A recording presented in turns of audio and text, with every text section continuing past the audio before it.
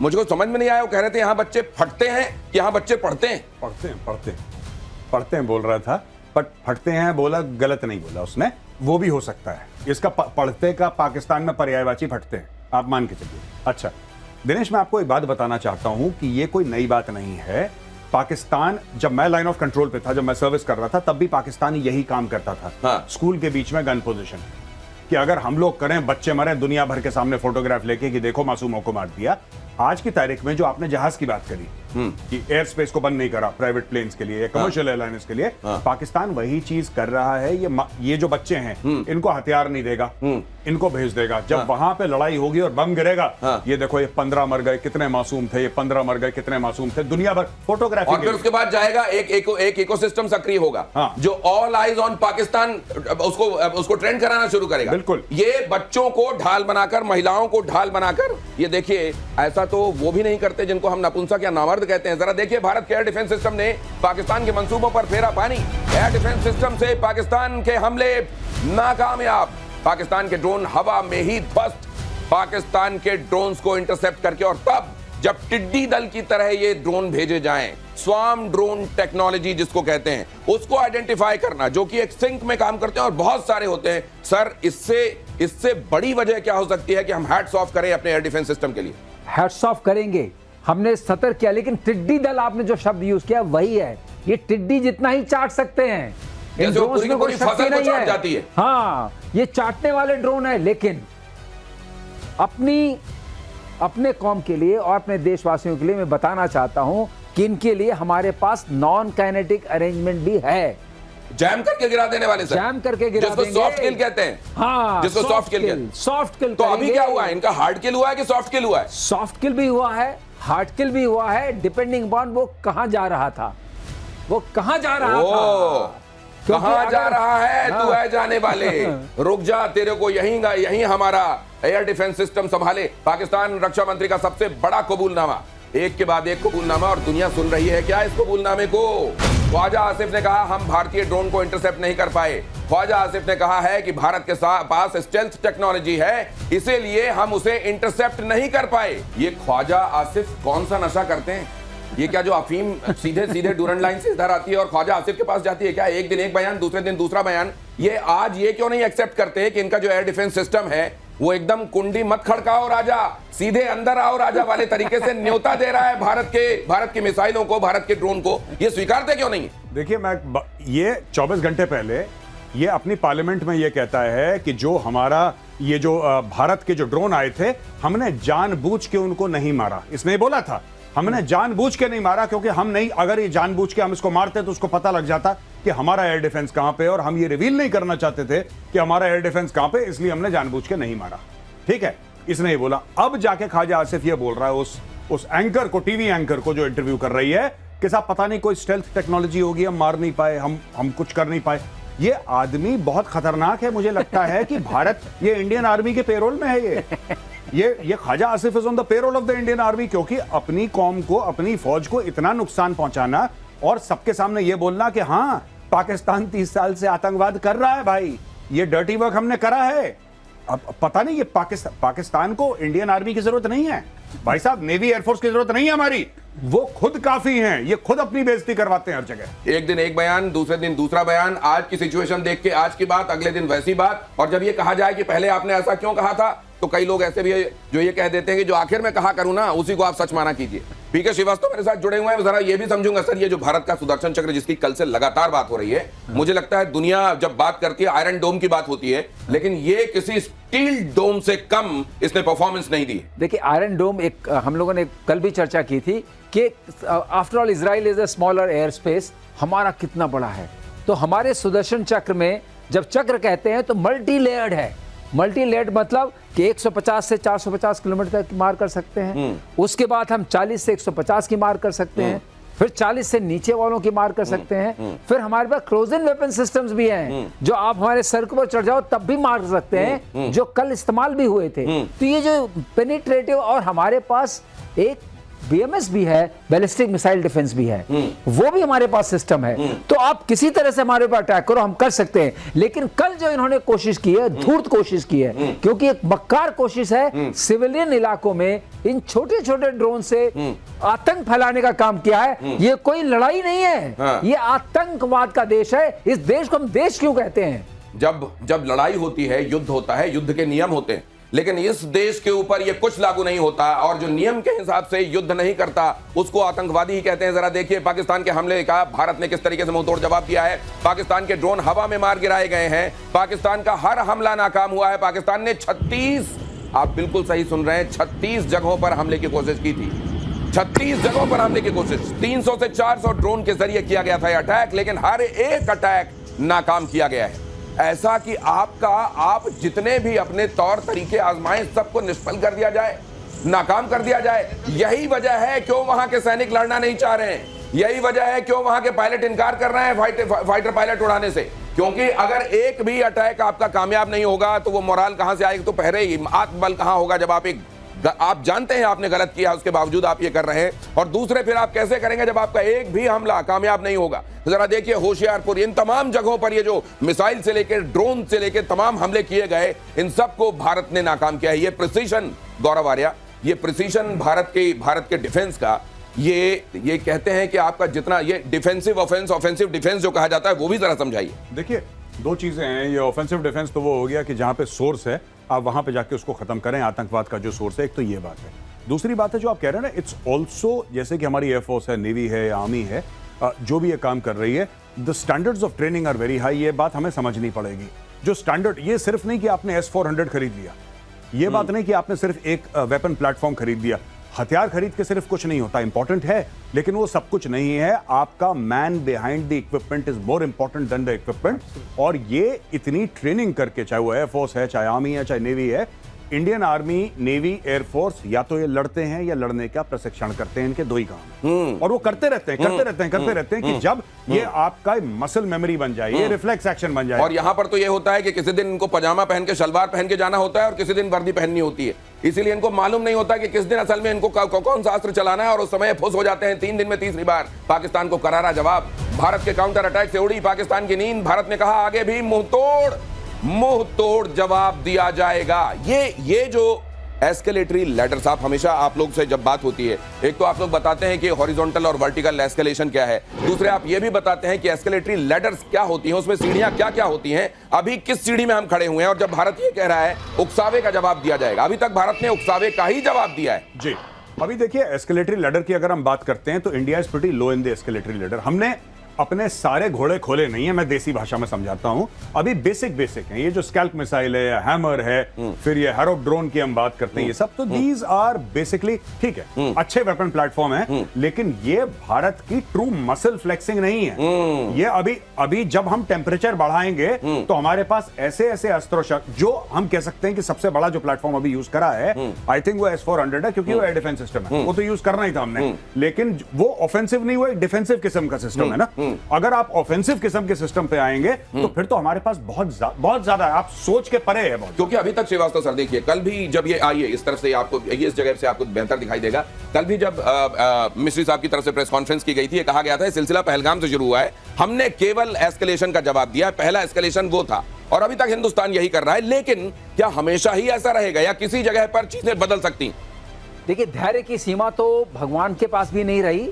100 गालियों के बाद, 100 गालियों के बाद उन्होंने भी फिर सुदर्शन निकाल लिया। अब सुदर्शन निकला है, अभी तो डिफेंसिव वाला निकला था। ऑफेंसिव जब निकलेगा, जैसा गौरव ने बोला, ऑफेंसिव इतना जबरदस्त ऑफेंसिव होगा जिसकी ये कल्पना नहीं कर सकेंगे, जो अकल्पनीय होगा। और आप देखिए, खुद उनके डिफेंस मिनिस्टर ने एडमिट किया कि इनके पास स्टेल्थ टेक्नोलॉजी है। इसका मतलब वो मानते हैं कि हम टेक्नोलॉजिकली सुपीरियर हैं।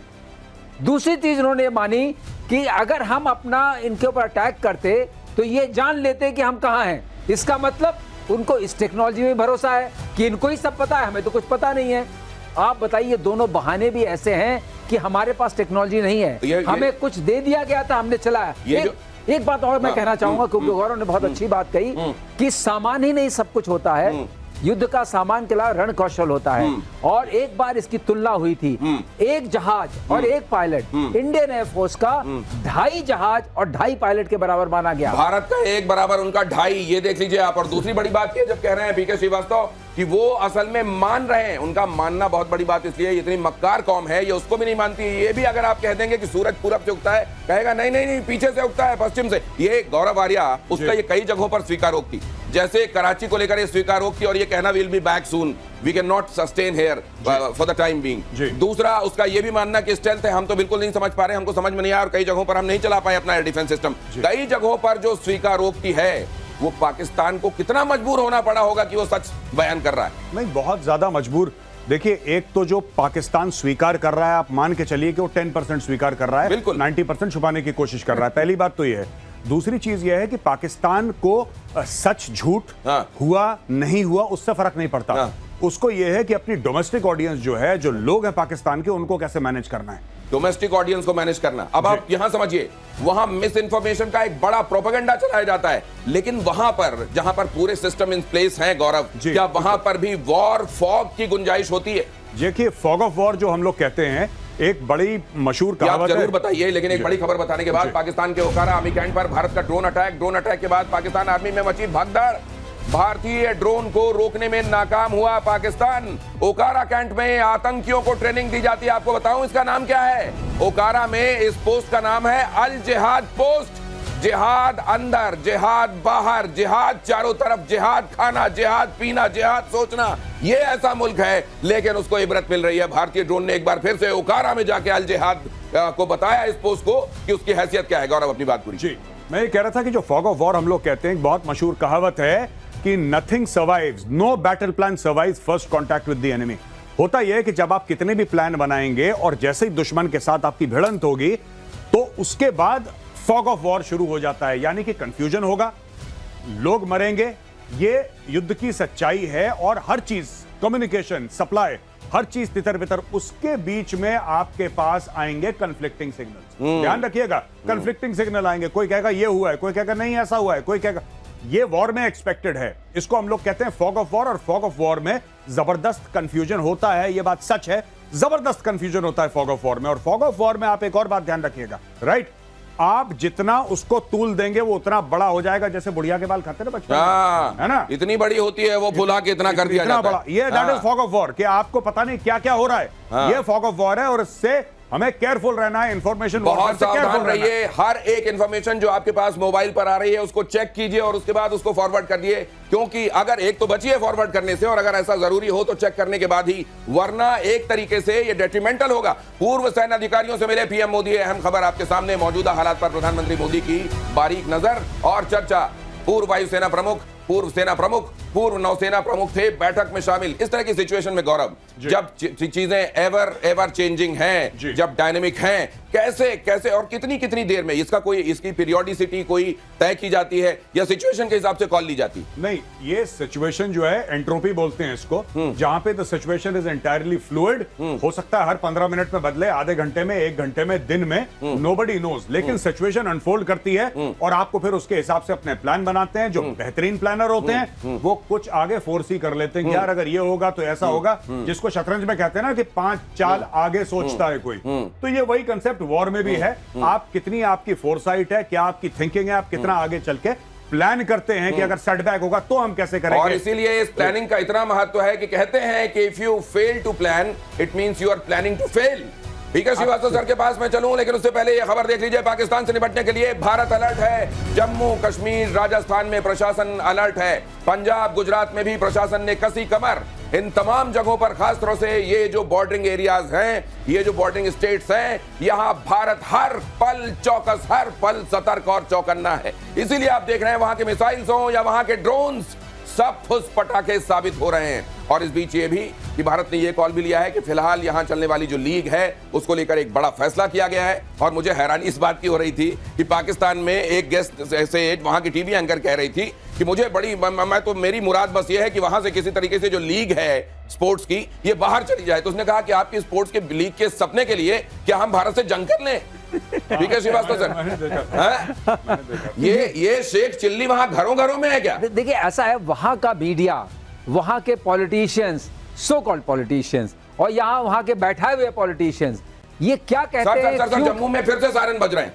जम्मू में फिर से सायरन बज रहे हैं। मुझको लगता है यहाँ कुछ कुछ देर में सायरन बज रहे हैं लगातार। ब्लैकआउट किया गया, बाजार बंद किए गए। जम्मू में फिर से एक एक्स्ट्रा लेवल अलर्ट एक तरीके से साउंड हो गया, वहां ब्लैकआउट किया गया है, सायरन बज रहे हैं। सर, सायरन बजना, बंद होना, ये सब गौरव ने बताया था। ये तो हमारी एक लड़ाई चल रही है, उसके बीच में ये सब कुछ होता रहता है। लेकिन खास बात यह है कि आज अगर इन्होंने कोई हिमाकत की तो सेना पूरी तैयार है। इनको ऐसा जवाब मिलेगा, टोटल इनकैपेसिटेशन और एनाहिलेशन होगा, इसको बोलते हैं, टोटल होगा। क्योंकि ऐसी जगह चोट करेंगे जहां दर्द करेगा और देर तक दर्द करेगा, ऐसी जगह चोट। और ये जो अंग्रेजी में कहा जा रहा है ना, इसका सीधा मतलब समझ लीजिए कि अगर एस्केलेट करते रहोगे तो सर्वनाश के लिए तैयार रहो। अब जरा ये देख लीजिए, पाकिस्तान से आई खौफ की बड़ी खबर देख लीजिए। ये बड़ी खबर फ्लैश कीजिए। पाकिस्तान के कई शहरों में अंधेरा। एक तो कई जगहों पर बत्ती वैसे भी गुल है, पाकिस्तानियों की बत्ती हौसले की भी गुल है, और कई शहरों में कंप्लीट अंधेरा। गौरव आर्या जी बिल्कुल, वैसे ही पाकिस्तान में बिजली आती नहीं है, आती है तो बहुत महंगी होती है। तो मुझे नहीं लगता कि पाकिस्तानियों को ज्यादा फर्क पड़ेगा। आती नहीं बिजली, 18-18, 16-16 घंटे की जहां पे लोड शेडिंग है, उनको क्या फर्क पड़ रहा है? उनकी जिंदगी में ब्लैकआउट है भाई। आपके अटैक करने से पहले उनके जीवन में ब्लैकआउट तो आप कह रहे हैं शहरों में नहीं, उनके मुस्तकबिल में ब्लैकआउट है। पूरा देश ही ब्लैकआउट है। वहां पे खुद पाकिस्तानी सड़क पे आते हैं, वो कहते हैं या तो हम बिजली का बिल दे दें या हम खाना खा लें। और वो कहता है साहब आप बिजली का बिल दे दीजिए, तो कहता है बिजली आए तो। भाई बिजली आए तो हम बिल दें। आपने बिल पकड़ा दिया मुझे 40,000 रुपए का, मेरा जो पूरे महीने की तनख्वाह 30,000 की है, मैं खाऊं बिजली का बिल दूं, मैं क्या करूं? और कहता है बिजली आती नहीं है। 40,000 रुपए किस बात का बिल है? बिजली आए तो 16-16, 18-18 घंटे लोड शेडिंग। अब आपको समझ में आया भारत का ये जो गाना है पाकिस्तान में क्यों इतना सुना जाता है? चंद दी कुड़ी बदला दी बहन, लोग तेनू बिजली बिजली कहन, क्योंकि वहां बिजली सुनने से ही खुशी हो जाती है। बहरहाल वहां जो ब्लैकआउट हो रहा है, वो शुक्र कर रहे हैं कि लोग ये समझ रहे हैं कि ब्लैकआउट की वजह से बिजली नहीं है, वो क्या जाने कि यहां बिजली होती ही नहीं है। अगली खबर देखिए जरा, भारतीय पलटवार से पाकिस्तान फौज में हड़कंप। पाकिस्तान की सेना में बगावत की खबर। असीम मुनीर की हो सकती है छुट्टी, साहिब शमशाद मिर्जा बन सकता है नया चीफ। ये क्या किया जा रहा है, ये क्यों किया जा रहा है? ये खबरें कल रात से ही राउंड कर रही हैं और ये इतनी जगहों से ये खबर आ चुकी है। हालांकि इसकी अभी पुष्टि नहीं हो रही है, लेकिन ये खबर धीरे धीरे पकती जा रही है। असीम मुनीर की छुट्टी, शमशाद मिर्जा को कमान, पाकिस्तान के दिमाग में क्या चल रहा है? देखिए ये पाकिस्तान की जो आर्मी है, इसमें प्रॉब्लम क्या है मैं आपको बताता हूं, ठीक है ना। जब आप पॉलिटिक्स में घुसेंगे एज एन आर्मी, तो पॉलिटिक्स आर्मी में घुसेगी, आप फिर मना नहीं कर सकते। आप राजनीति में घुसेंगे, राजनीति आपके ऑर्गेनाइजेशन में घुसेगी। और पाकिस्तानी आर्मी पिछले 70-78 साल से एक हाईली पॉलिटिकल आर्मी रही है, और ये पहली बार पाकिस्तान में नहीं हो रहा है। जब परवेज मुशर्रफ को हटाया तब नवाज शरीफ ने चुपके से किसी और को आर्मी चीफ बना दिया कुछ घंटे के लिए, उसके बाद उसको हटाया गया, फिर से परवेज मुशर्रफ बने। ये पाकिस्तान में कू विद इन दी आर्मी, ये बड़ी कॉमन बात है, कोई नई बात नहीं है कि आप और मैं पहली बार सुन रहे हैं। और दूसरी चीज, मुझे ये नहीं पता कि ये खबर कितनी सच है कि आसिम मुनीर को हटाया जा रहा है कि नहीं हटाया जा रहा, लेकिन पाकिस्तान आर्मी में ये हाईली पॉसिबल है। पाकिस्तान आर्मी में ये मुमकिन है। पीके श्रीवास्तव का नजरिया भी लीजिए इसमें, बहुत इंपॉर्टेंट। मुनीर साहब, जनरल मुनीर, मौलाना मुनीर आज अपने फौजों को निर्देश दे रहे थे, उनको मोटिवेट कर रहे थे। आप जानते हो क्या कह रहे थे? हाँ, वो कि ऊपर वाले का नाम ले, दीन के लिए, दीन के लिए। फौजें देश के लिए लड़ती हैं, झंडे के लिए लड़ती हैं। ये कैसा जनरल है? इसको नाम नमक निशान नहीं पता, ये केवल, और इसीलिए इसको मौलाना मुनीर कहा जाता है। असीम मुनीर की जिहादी तकरीर जिसका जिक्र किया जा रहा है, जरा सुन लीजिए, उसके बाद आप कॉन्टेक्स्ट में रख पाएंगे इस पूरी बात को। क्यों कह रहे हैं श्रीवास्तव साहब ऐसा? ये जिहादी तकरीर सुनिए, अपने सिपाहियों को उकसा रहा है क्योंकि उन्होंने लड़ने से मना कर दिया। कह रहा हम क्यों लड़ने जाएं, क्यों मार रहे हैं, हमको थोड़े दिन जी लेने दो, पता नहीं हूरें मिलती है कि नहीं मिलती है ऊपर। बहरहाल उनको ये भी बताया जा रहा है कि ऊपर हमने रिटायर्ड हूरों को भी सर्विस में वापस बुला लिया, चिंता मत करो। फिर भी वो मान नहीं रहे। मुनीर अल्लाह का नाम लेकर उकसा रहा है पाकिस्तानी फौज को, बताया खुदा का सिपाही। अच्छा, तो वहां के लोग ये क्यों कह रहे हैं कि मुनीर खुद क्यों कुर्बानी नहीं देता? ये डांट रहा है उनको, ये मोटिवेट नहीं कर रहा है। आपने उसका लहजा नहीं देखा मुनीर का। तो ऐसे हाल में जब तुमने कटोरा पकड़ा रखा है, तुम मौज कर रहे हो, तुम डांटोगे और जनता सुन लेगी। कटोरे से याद आया, आपको पता है लड़ाई शुरू होते ही पाकिस्तान ने फिर IMF के पैर पकड़ लिए। पकड़े, लेकिन फिर कह दिया हमारा हैक हो गया उधर।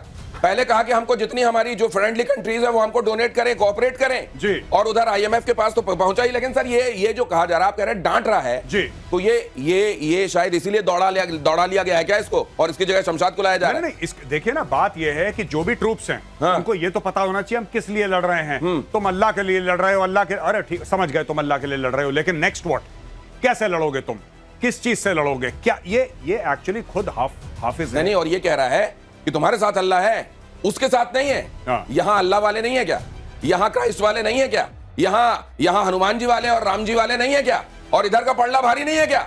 यहां गुरु ग्रंथ साहब वाले नहीं है क्या? देखिए, मैं इसको, ये एक मौलवी मौलाना है, ये कोई जनरल वेनरल नहीं है आसिम मुनीर। और ऐसे लोगों को पाकिस्तान में तो आम है ना कि चूरन खिलाओ, एक जरा मजहबी टच दे दो, मजहबी टच दे दो, तो ये मजहबी टच है। मजहब अब ये चाहता है कि अपने फौजियों को जाता है ये फटे कहीं बीच में। नहीं तो अगर ये मजहब वाली हींग है जो दाल के तड़के में डाल दी जाती है वहां पे, तो फिर ये क्या खीर बनाते समय भी हींग डाल देते हैं? जो बनाते हैं उसमें हींग डाल देते हैं कि उनके पास यही हींग है। ये समझूंगा जरा, पीके श्रीवास्तव बताएंगे। शाम होते ही पाकिस्तान में फिर से दहशत, पाकिस्तान में भारत के काउंटर अटैक से दहशत, लोगों के घरों की बत्ती बुझाने का आदेश, पाकिस्तान में दहशत। इस बीच बत्ती को लेकर ये बता दिया गया अभी आपको बड़े कैटेगोरिकली कि ज्यादातर जगहों पर तो लोड शेडिंग ऐसी होती है कि महीनों बत्ती नहीं आती है, तो वहां वो ढिबरी जलाकर, लालटेनें जलाकर, हो सकता है कि यहां से कुछ लालटेनें भिजवा दी जाएं। बहरहाल वहां लालटेनें जलाकर काम हो रहा है। आज एक और मजेदार बात हुई वहां पे, इसे भी आउट ऑफ द कॉन्टेक्स्ट थोड़ा सा है लेकिन फिर भी प्रासंगिक है। कह रहे हैं कि भारत वाली दवाई मत खाना। जिस भारत की दवाई पर इतने दिनों तक जिंदा रहे, जिस भारत की वैक्सीन पर इतने दिनों जिंदा रहे, वो कह रहे हैं भारत की दवाई मत खाना। और ये मौलाना की तकरीर सुन लेना, इससे भला हो जाएगा जी। दिनेश, सबसे बड़ी बात है, आपको भगवान या अल्लाह कब याद आते हैं? जब चोट जोर से पड़ती है, हे भगवान, हाँ, हे अल्लाह। हाँ। इसका मतलब जोर की पड़ी है मुनीर को, इसीलिए अल्लाह अल्लाह कर रहा है। हाँ। नहीं तो पहले कहां अल्लाह करता था? पहले तो कह रहा था कि हम अलग हैं, हम दोनों की अलग तदबीर ये है। जो कहा जाता है sir, you can fool few people for some time, not all the people all the time. But you can fool all the Pakistanis all the time. ये 78 साल से तो बेवकूफ बन रहे हैं तो फिर पाकिस्तानी। बलोच क्या कर रहे हैं इस समय? पश्तून क्या कर रहे हैं इस समय? नहीं, सिंधों ने झिंझुना पकड़ना क्यों बंद कर दिया? इसलिए क्योंकि बलोच बहुत पहले जागे हुए थे। बलोच पाकिस्तानी नहीं है, बलोच बलोच है, ये बात है। पश्तून पश्तून है, वो पाकिस्तानी नहीं है। सिंधी सिंधी है, वो पाकिस्तानी नहीं है। ये सारा का सारा पाकिस्तानी पंजाबियों का एक बहुत बड़ा फ्रॉड है जिसका नाम है पाकिस्तान। ओ, ये बात अब आप समझ लीजिए इसको क्लियर कट।